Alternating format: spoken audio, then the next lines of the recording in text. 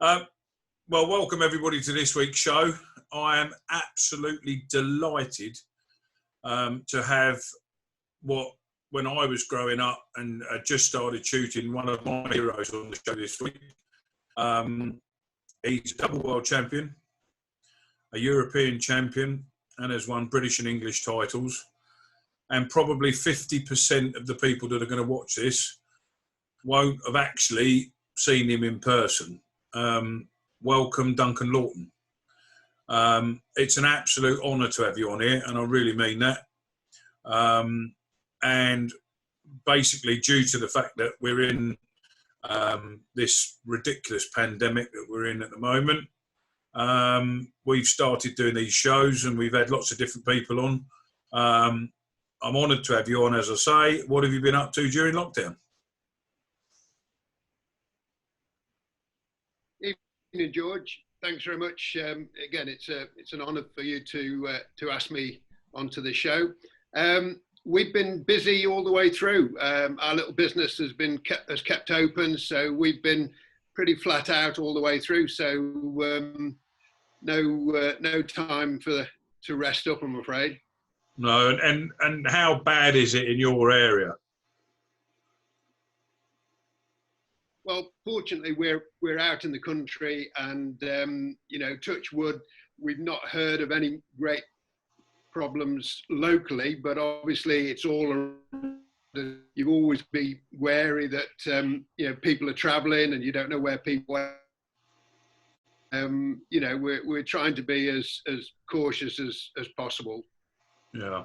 Well, long may it continue. Make sure you stay safe. So my initial question to you would be, what age did you start shooting, and what got you into it?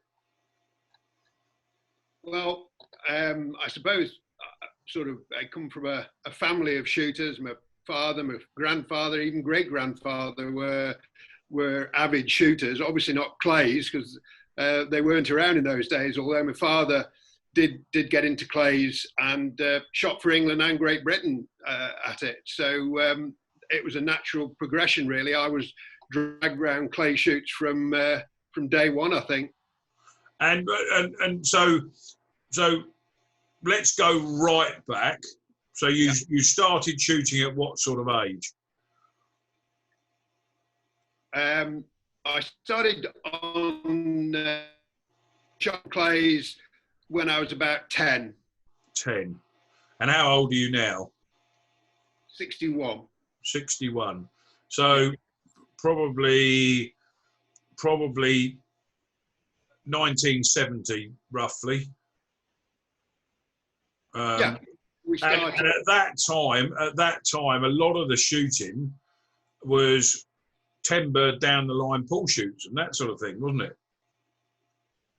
Yeah, absolutely. I think I've been lucky to see the transformation from, as you say, the sort of straw bale shoots, as we used to call them, to the competitions that are up and running nowadays. And I've gone through that whole transition from start to finish, really. Yeah. And what was your first gun, out of interest? Sorry, George, what was that? What was your first gun? Funny enough, a Remington, would you believe? Apart from an air rifle.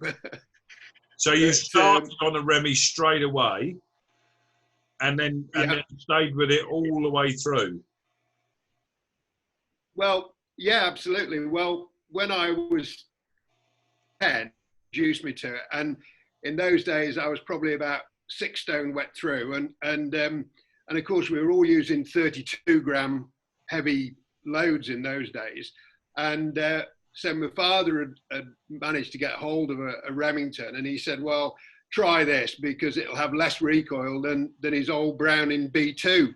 And so I started with that, and just, I was told officially by a top coach in the day that it doesn't actually fit me, but I think I've obviously got used to it over the years. I think he probably regretted saying that in the end. What? So you obviously stuck with that pretty much all the way through, not necessarily that gun. Have you still got the gun you won the World Championships with? Yeah, absolutely. Yeah. Well, at least the barrel anyway. Might have changed the action a few times because they tend to wear out. But wooden barrel are still original. Yeah. Fantastic. What a lovely story. So I'm thinking mid-70s. Wally Sykes would have been right up there and about at that time. What are your memories of all of the 70s and that era? Yeah, I mean, Wally Sykes was probably the top guy at the time, and I say I really looked up to him as a person because of his very quiet sort of professional way he treated the shoots, and he was just, I say, that the nicest shooter to watch because he was so smooth and made everything look very, very easy. So great guy to watch and look up to. And I mean, I know what the answer to this is going to be, but I've got to ask it because everybody's going to want to know. Did you have any formal lessons, or did you teach yourself? No, I had no lessons. I mean, my father guided me, I suppose, which was probably, like, why can't you hit that target?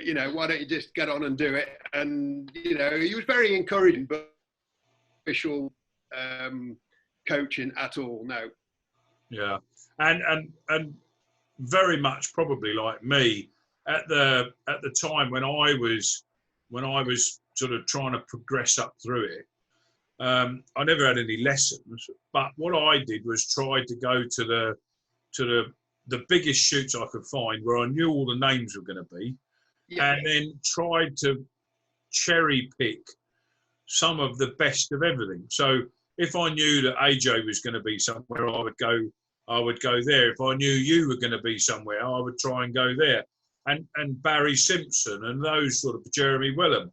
And if you cherry pick the best out of all of that and then come up with something that suits you, I think that your photographic memory, your muscle memory, so to speak, comes so much easier if you're watching good shots do something. It's like, people, I can watch a golf pro hitting a ball and I'll know whether he's hitting it right or left, purely and simply by his technique, because the muscle memory technique learned from shooting is exactly the same in golf, and golf would be exactly the same in shooting. Purely and simply by their stance and their swing, you can tell whether they're going to block it right or pull it left. Exactly the same with shooting. You know where someone's, going to cut short or something, or go on too far, roll the shoulders or whatever. So by watching the best play all the time, your muscle memory becomes so much better for reading stuff and learning a technique yourself because you're just watching it from the best, and that's your muscle memory.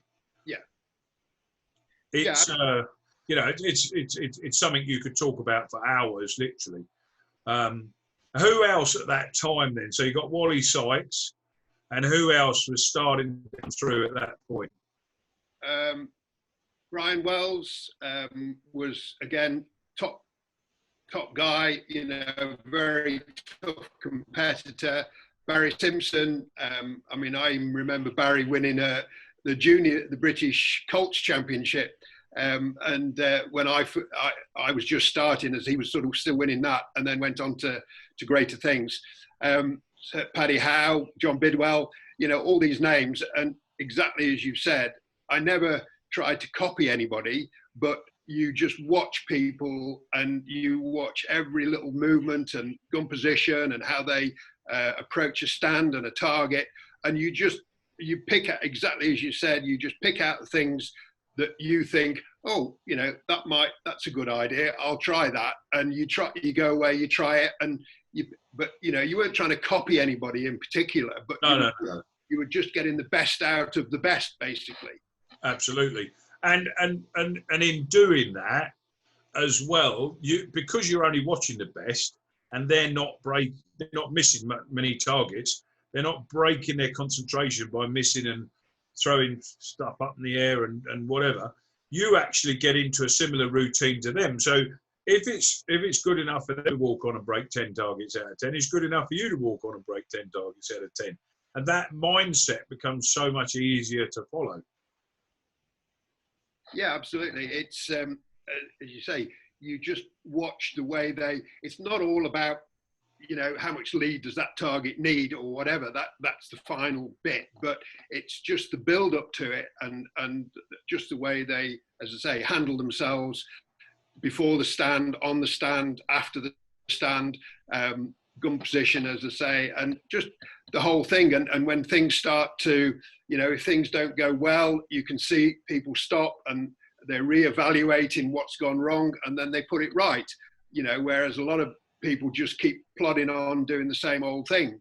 And just little, dozens of little things like that all just add up to making, hopefully, that you've still got to do it when even when you know what to do, you're still going to go on and do it. But at least if you follow those sort of people, then you're not going to go far wrong.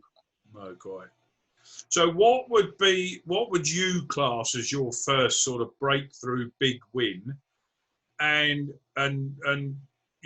what year would that have been and where was it? I won a few, as I say, in those days, we won the father and son at the British Open, I think, for 4 years. I won the British Colts. But that was very much, in those days, in the under-18 category. Once I went into the, with the big boys, then it was a different story. And I always remember thinking that, my average at Sporting in those days was good enough to win those sort of competitions, but to go into the big league, I'd got to step up quite a lot. So I did a lot of homework, a lot of hard work, just watching and practicing, and just tried to go into it a little bit more professionally. And I started on as you would say, the main circuit in, I think, 1978. And ironically, the first big shoot of the year was an England selection shoot at Hodnet, West Midland Shooting Ground, which, as you know, is just up the road from me. Apart from knowing the place, not the targets, because the targets are always different, but shooting in that environment was just like the best place for me to go.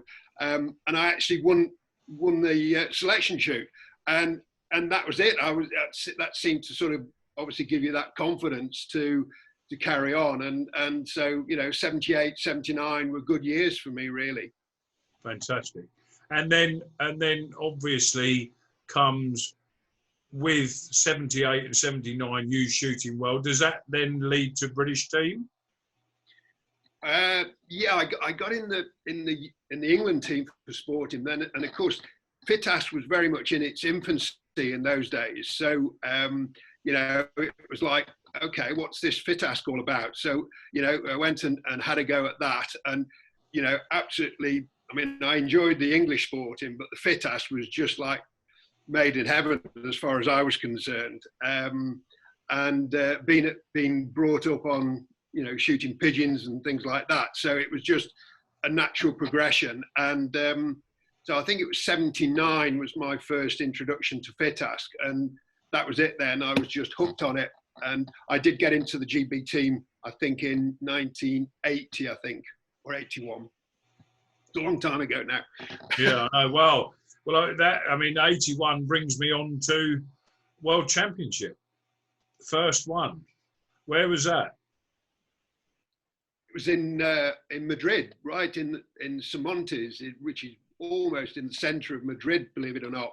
And that's a live pigeon club, isn't it? Absolutely, yeah. And it's we just went there. I think I was in the team as well. I was in the GB team when we went there. And to give you some idea, I think there was less than 200 competitors. And I think my winning score, I have got it written down somewhere, but I think my winning score was something like 182 or 183, which I'm not saying it was a hard shoot or an easy shoot, but it's a long time ago. But I don't think you'd win many world championships with 182 now, would you? Well, you say that, you know, you can only beat who's there, period. And two, I would say that the level of targets has definitely become more friendly to where we started. When I started, and that's a long time after you. Yeah.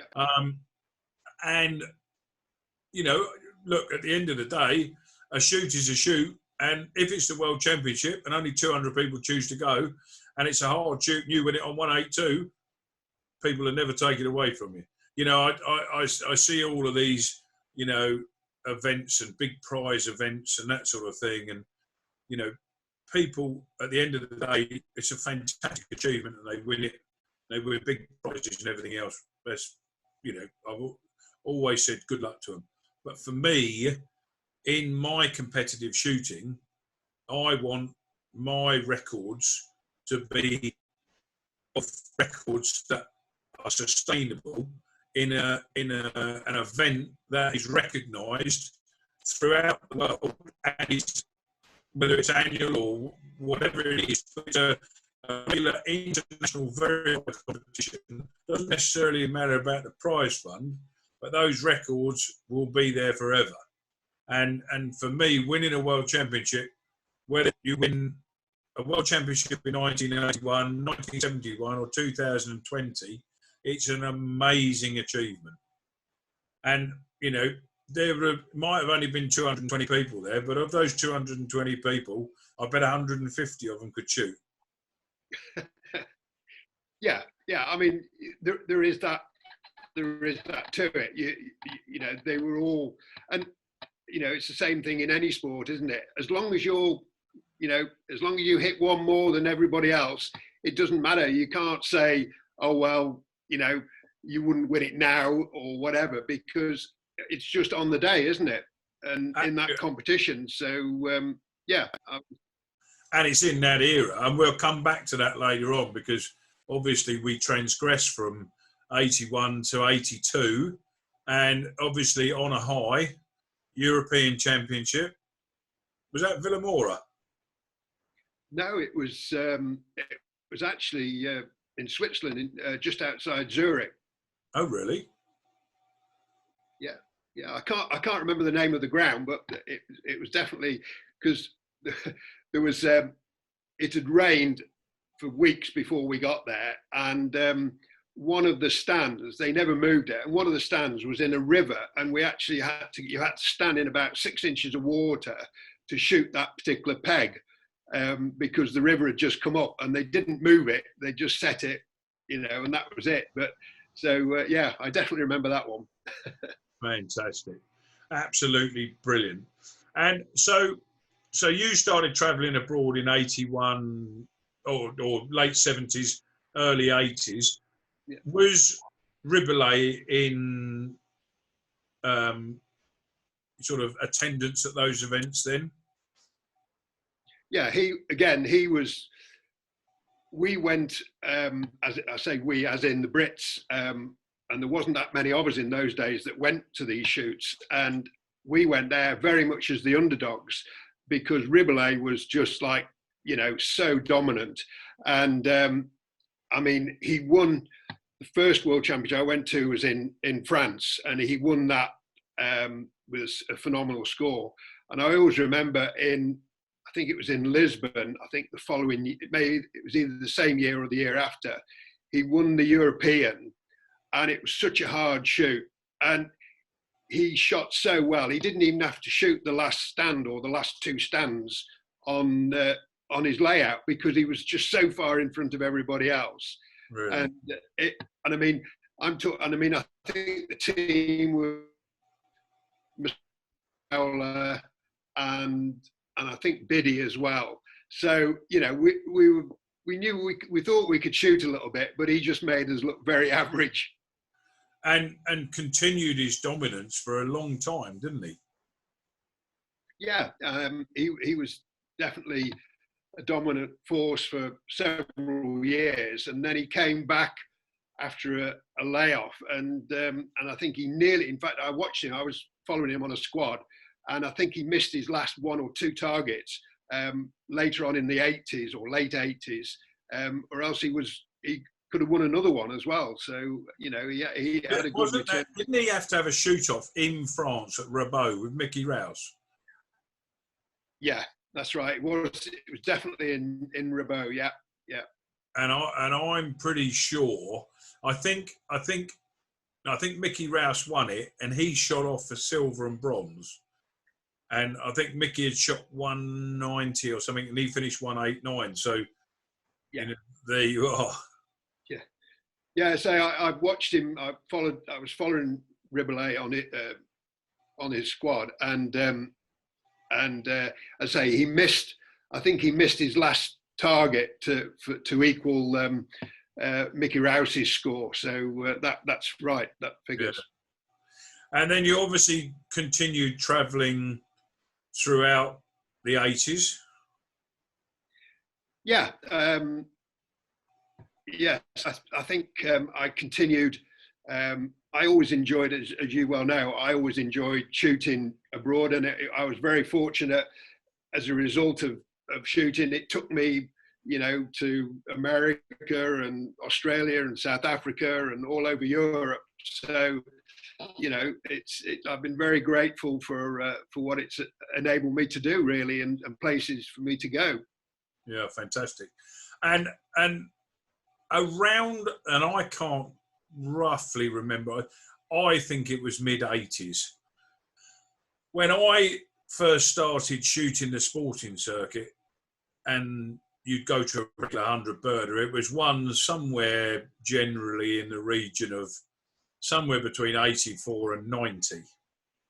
And all of a sudden, we heard about Duncan Lawton shooting 100 straight. The first one that's ever been shot in the country. Tell me about it. Well, yeah, I mean, it was fairly local to me. It was at the inappropriately named Buxton Skeeton Trap Club, would you believe? But it wasn't. It was a Skeeton Trap Club, but the sporting was actually in a big quarry. It was actually a great location for sporting. And I mean, obviously, I remember it vividly, and particularly, you know, coming up to the last stand. But I always have to qualify this, because at the shoot there was sort of almost half of the current England team there, and the next score to me, I think, was 93 or 94. So it wasn't sort of a, you know, one of these shoots where everybody was shooting 98s and 99s sort of thing.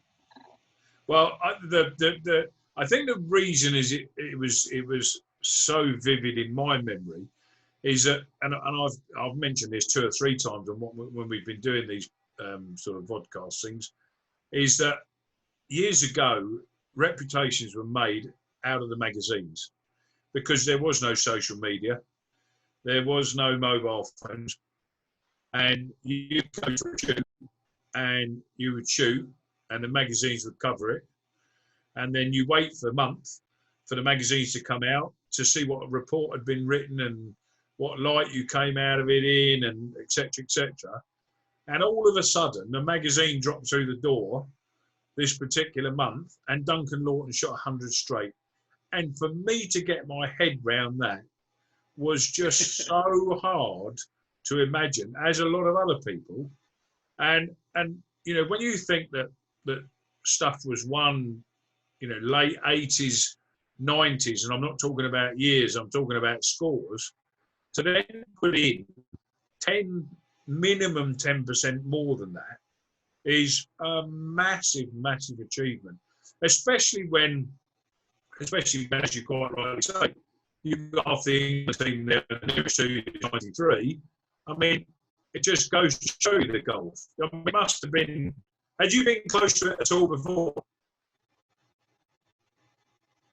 I can't remember. I think I'd shot, you know, I know I shot afterwards. I shot a 98 or a 97, but I can't remember beforehand. But just one other little sort of interesting thing for me was at the shoot. If you remember George Hume, Yeah. he was shooting for England at the time, and we met him on the shoot. And it was as it was in those days, 10 stands of 10, and I'd shot 4 stands, I think, and obviously straight. And we met George, and he was, "How are you going on today?" And I'm like, "Okay, well, yeah, I'm okay so far." And he was like, "Yeah, come on, you know, are you straight?" And I said, "Well, yeah, I am at the moment." But I mean, that was 40 into the shoot. And he said, and I have no idea why he said this. He just turned around to him and he said, "We're going to see history made today." And I was like, and it took a second for me to register what he was talking about. And then I'm thinking, nah, you know, I mean, the wheels will fall off in a minute, you know, bound to. But, you know, it was like just a bizarre thing for him to say after, you know, if I'd shot 90, well, fair enough. But, you know, quite a few people shoot 40 straight, don't they? And then go on to only shoot 85. But Absolutely. Well, I mean, it's just incredible. And the reason that I keep bringing it up, or I've brought it up, and we've spoken about it, is, and a lot of people shoot 100 straight today. You know, I mean, I can count 10 people, very, you know, good friends of mine, that have all shot 100 straight sporting. And, you know, I'm not belittling that achievement at all. But when you shot your 100 straight, it was probably, 6 or 7 years at least before another one was recorded? Can you remember who shot the next one? I don't. I know it was quite a long period of time. In reality, I can't think who it was that shot the next 100 straight. But I think possibly it was just that sort of psychological barrier that, you know, people thought then that once it had been achieved, well, then anybody can achieve it, sort of thing. Yeah, it's still, you know, that still wrangles me. I'll never forget seeing that magazine drop through, and that I just sat there and I just couldn't believe it. I honestly wondered whether it was fake news, but it wasn't. And you know, it's an achievement that you'll have with you for the rest of your life, that's for sure, and fantastic at that. Now, I never travelled abroad. Thank you. Yeah. I never travelled abroad until 1987. And the first time I went abroad was with you. And we went to Deegan. Yeah. We went to Deegan and shot in Thierry Delatra's professional shoot, if you remember. And and for me, I mean, look, travelling abroad for me was just, I was just an ordinary butcher from Asians. I hadn't got a clue what was going on. But you very kindly agreed to shoot with me in the doubles and held my hand all the way through it.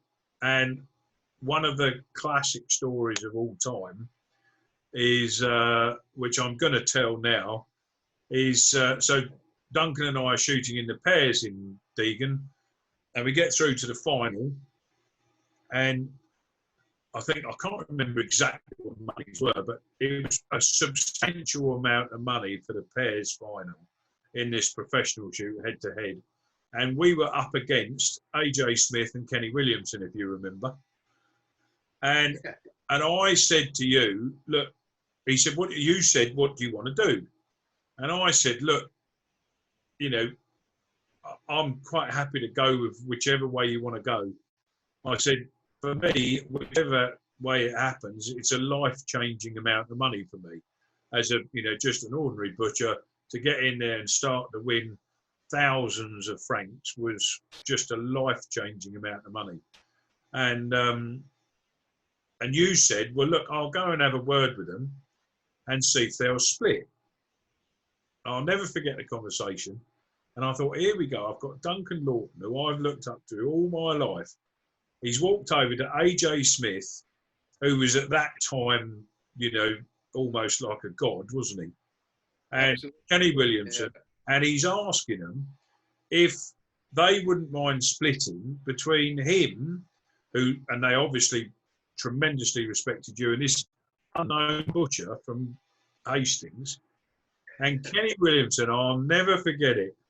Kenny Williamson said, if you think we're going to split with you, you've got another thing coming. And honestly, I felt so bad because you walked over and asked them, and Kenny Williamson had said that and just completely destroyed me in front of you as your partner. I saw your face. And as it turns out, the rest is history. We go out and beat them. And if you remember, the funny part about the whole story is you and I giggled all the way back to Calais. And at that time, the tunnel wasn't built, so we had to catch a ferry. We managed to catch the last ferry, and we shot upstairs and got a table at the restaurant. And there was only one table left. And so we got the last table. There was one table left next to us. Anyway, we were still giggling and everything else. For me, it had changed my life. All my cartridges were paid for a year, and, you know, just absolutely fantastic. And then we're sort of still sitting there giggling, and Kenny Williamson and AJ had caught the same ferry, and the only table left was sitting next to us. And for me, that is one of the things in shooting that you can say what you want, you can do what you want, but at the end of the day, it's a sport, it's a great level, and we're all in it together.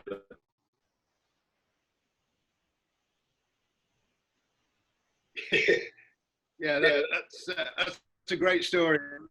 I do remember it. Yeah. It's you know, it's just, for me, it was one of the amusing stories of my early international travel.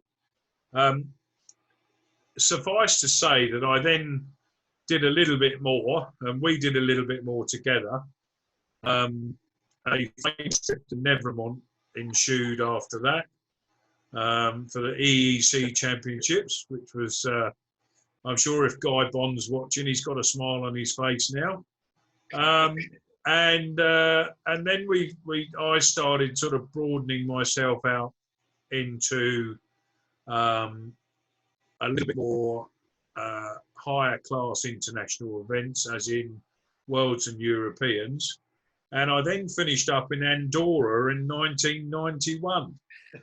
Now, I had Richard on the other day. We had a really good conversation, and Andorra 91 came up, and he said that on the third day, you started shooting the first layout on the third day, and as per normal, the trusty Remington 1100 collapsed in your hands, and he offered you his Browning, and you took his Browning on the first stand and promptly shot 25 balls of dust with his Browning thereafter. Is this story quantifiable? Yeah, that's about right, George. Yeah, I remember that, because we were, as you remember, we had to catch a bus to get to the layout. So we were so far away from the base camp sort of thing that I thought, I'm going to disrupt the squad by, you know, trying to sort of leave the squad, trying to get back, get the gun repaired, come back again. So I just looked round, and it was like, you know, can I just borrow somebody's gun just to sort of finish this? But we'd only just started this layout. I can't remember how many I'd shot, but not many with the Remy. And so, yeah, I managed to do the, I can't remember whether I did 24 or 25, but either way, I was pleased with it anyway. Well, I should think so, because you then went on to win the World Championship, a fantastic achievement, brilliant score. And, you know, you can talk through all you want about your first one. There was only 220 people there. I can tell you, because I was chasing your butt all the way through it, and everybody that was anybody was at this one, and they were some proper targets.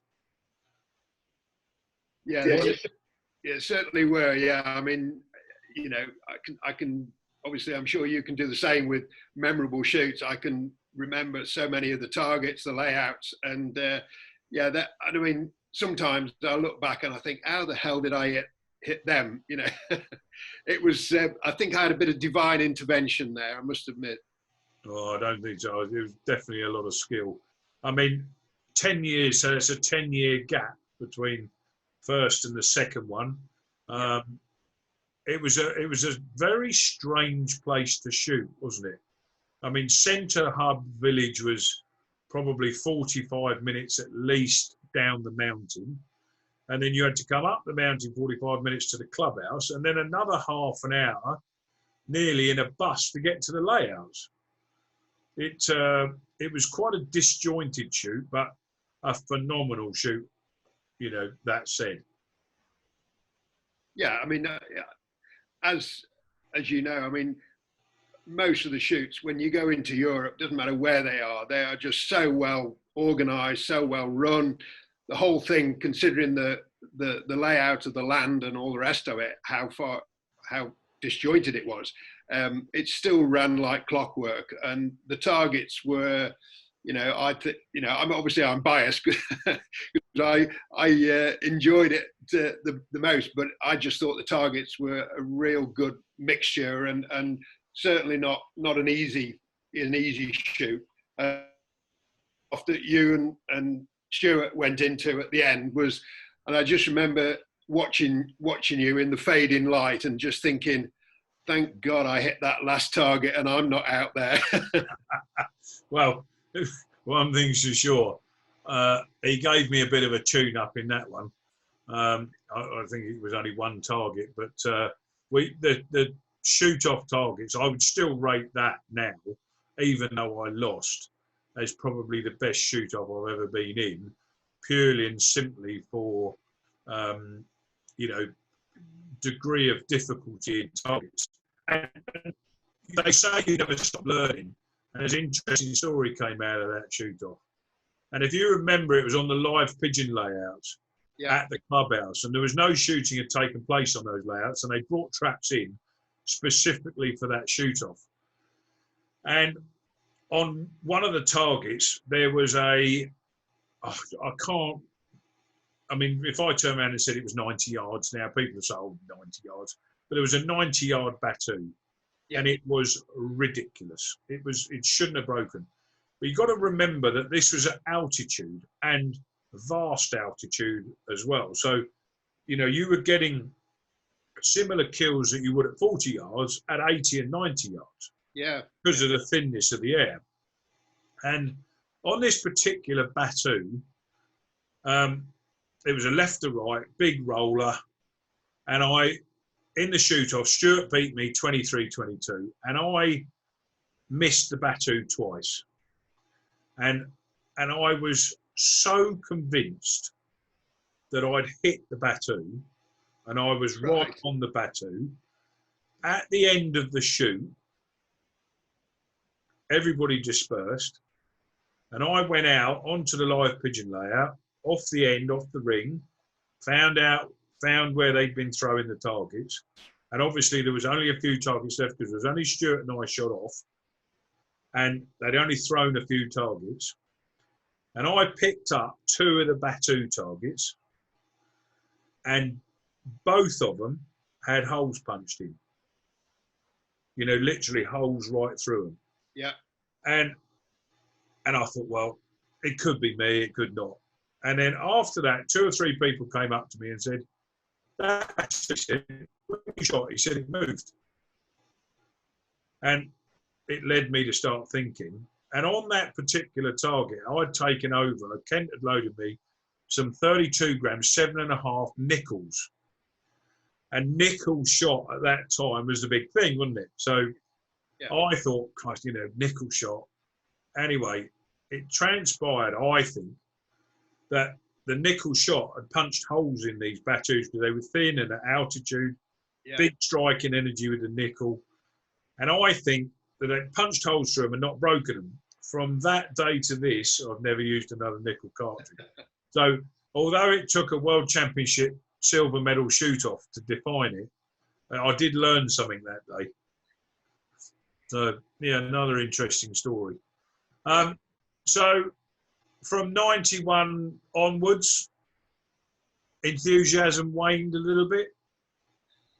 Yeah, I kept going, you know, into the sort of mid-90s. And then, you know, as a lot of people do, I went through a divorce.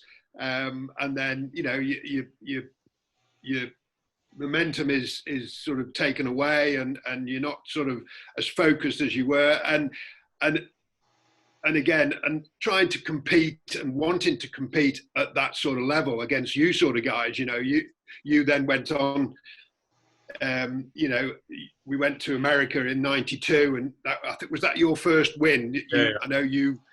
I remember you winning it. And, you know, to try and compete at that level, I mean, it's you've got to have the ability and all the rest of it. But the biggest thing, you've got to have the motivation. And once that motivation drops a little bit, your performance only has to drop a fraction, and all of a sudden you're not competitive anymore, and certainly not at the level that, and you obviously see it in every sport. So yeah, and I didn't want to just sort of fade away and just keep going and just getting frustrated because I know I could shoot better or whatever. So it was like, at the end of the '90s, it was like, that's it. I think, you know, enough's enough, and you know, we'll call it a day. Well, it was a sad day for us because for literally only the sport's sake, one thing I can say from a sportsman shooting against you is that whatever you shot, you knew you'd shot it. You've always played very fair, and you know, everything you've done within the sport and the way you conducted yourself has always been exemplary. That you then came back a little bit later on, didn't you? About, what was that, mid 2015, something like that? Yeah, I travelled with Steve, and we went over to, I think, Italy. It was one of the places, and great shoot. And I had a sort of rejuvenated my interest in the sport and the FITASC in particular, and particularly in places like Italy and Spain and France. You know, I could not shoot in the UK and not miss it too much, but I do miss the shooting abroad. That is the ultimate for me. And so yeah, I got back into it. But again, I was never expecting to, you know, just jump straight back in and again be able to compete with yourself. It was just more of an enjoyable experience rather than a true competitive experience. Nice to catch up with old friends as well, though, wouldn't it? Yeah, absolutely. Yeah. I mean, it's, you know, it's just like, you know, all those years, you still see the same people. You know, we're all a bit older and a bit whatever, but you know, you still see them, and it's great to catch up with them. Yeah. Now, you mentioned Steve Williams there. We do have to quantify one thing at this point, is that whenever I see him, he tells me that you modelled your entire style on him. And you've always looked up to him as he was your hero. Is this true? Oh, absolutely. Yeah. I mean, you know, I don't say anything other than as, you know, he's wiring my house up at the moment, so I better say the right things. If you don't want it to go up like a bonfire, I suggest yes is a good answer. Yeah. So what do you get up to now? I know that you're busy with the store and that sort of thing, and we've crossed paths game shooting wise, where you and I both been shooting out in the field. Do you still do that during the winter? And where do your clay shooting priorities lie now? Do you ever have a shot, or don't feel inclination, or? No, I very rare. I mean, if I shoot 200 or 300 clays a year, that's about it. But I enjoyed it. As you know, I used to coach a lot again at West Midlands Shooting Ground. Really enjoyed that. Then started doing more infield tuition, which again, you know, that's going back to my childhood and being out there in the field with guys and ladies trying to help them. So yeah, I really enjoyed that. I mean, it's just trying to balance everything, work and everything to be able to do all these things. But I do it primarily because I enjoy doing it, because shooting has been my whole life ever since I was born, really. So I'm always involved in it in some way, and I had 30 odd years competing. So it's nice to see another aspect of shooting. Fantastic. And for all the little youngsters out there watching this and hanging on your every word, what advice would you give young shots and new shots starting into the sport nowadays? What advice would you give them in a basically a pathway to how you see success? Well, I think, like we said earlier, go to shoots, watch the top guys, see if you can pick up any hints. But I think be ambitious, but be realistically ambitious. I never dreamt of being a world champion when I was 14 or 15. My goal was to get into the county team, and then you get into the county team, then you want to get into the England team. So I think be ambitious, but do it stage at a time, and just, like I said, listen and watch people and watch guys like yourself and just trying to pick up what you can. But the main thing is that determination. If you've got that determination, you will succeed at some point. No question. And look, if you've got that ambition. Yeah, whilst I get the ambition thing as well, it's a very expensive sport to come through it, and I think nowadays, that probably both you and I would have had technical flaws early on, that probably we were able, through the fact of being able to do it, we shot out of our system. Whereas nowadays, through the expense of everything, someone new coming into it, I would completely reiterate everything you said. But I think probably 4 or 5 lessons with not the best coach, not a world-class coach, because I don't think that's necessary. But I think 4 or 5 lessons on someone that can teach you the basics, and you can understand, what you need to do and where you need to do it, is very cost effective in how you go forward. Because you haven't got those faults, whereas we tried 10,000 shots to get it out of you. Nowadays, you can pick up 6 lessons with, an advanced coach for X amount of money, and 10,000 shells is going to cost you $2,000.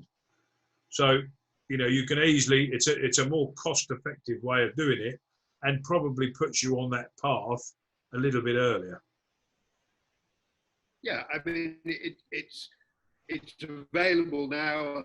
There's a lot of guys out there that can help. Well, anybody, youngsters or anybody. And again, I think go to different people, because I think coaching is very much a case of, it's not a case of finding the best coach, it's finding someone that you can get on with as a person and relate to, and then you will listen to them. And different people have different lessons for different things. If you want to learn the basics, go to one coach. If you want to learn competition skills, perhaps go to another coach. It's whatever's available, wherever you are, sort of thing. Yeah. Well, I'm very conscious of the fact that I've taken up a lot of your time. One more question. Would you do it all over again? Of course I would. Yeah, I absolutely loved it. All the highs and lows, but, yeah, absolutely. Yeah, just yeah, just wish we could start all over again. And would you do any more? Are you going to do any more? No, I don't think so. I think you know, the old eyes are going, and you know, I think you've got to be realistic about and especially as I've done, you know, when you have a break. I mean, yourself and a lot of other people that, you know, are keeping going, competing, you'll go on a lot longer than someone that stops for 5 years or 10 years or whatever. I think it's too much to ask to come back having had that. You lose that something that you've got to have to be competitive. So, but no, I enjoy it, and I enjoy still being involved with it and watching, you know, other people get the enjoyment out of shooting. That's what it's all about, as you said. Whether it's clay shooting, game shooting, or whatever, just seeing someone enjoy the actual sport is really, you know, an uplifting thing, really. Well, thank you very much. It's been an absolute privilege to have you on. And I, for one, have thoroughly enjoyed your company over the last however many years, probably 33 years, I think it is, 87. And before then, I've had an absolute blast with you, and I learned a hell of a lot from you in the early days. I can't learn much from you now when you're in the stores and I'm out shooting. But we've had a lot of fun and a lot of laughs over the years, most of which can't be voiced on this podcast. But if anybody catches up with you at some stage in private, I'm sure you'll tell them the amusing stories. And anyway, look, once again, thank you very much for coming on. I wish you all the best in your future shooting, be it game or vermin control or whatever you're doing. And I, for one, sincerely hope that we catch up with you for a drink in the very near future. Yeah, thanks, George, and the same to yourself. Yeah, really enjoyed it, and it's been a privilege to chat and to catch up after all these years. Yeah. Brilliant. Thank you very much, and we'll see you soon. Okay. Cheers, George. Yeah. Bye. Bye.